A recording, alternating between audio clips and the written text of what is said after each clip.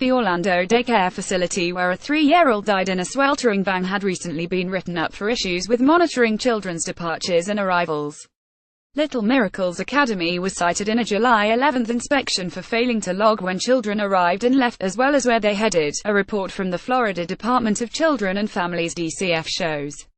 Miles Hill, a child in the center's care, spent about 11 hours in a hot van Monday outside the Little Miracles Center in the city's Paramore section. He was supposed to head to a second Little Miracles location about 2.5 miles away, but never got out of the van.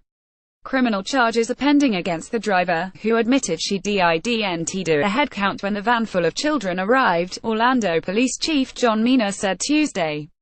Miles remained in the van, which returned to the Paramore location where it sat all day as the temperature climbed to 94 degrees. He would have turned 4 on August 22. John Rauxap daycare workers didn't find his body until about 8 p.m. Monday. His grandmother, who has custody of Miles, called the daycare to find out why the van hadn't brought him home.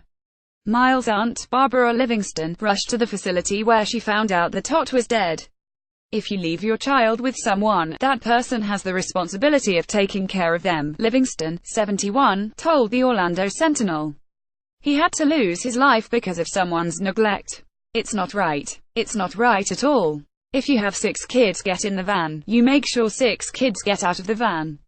Little Miracles' Paramore location was cited several times by the state in the last 2 years. DCF last visited the location on July 11 when it found workers hadn't properly recorded items such as departure and arrival times.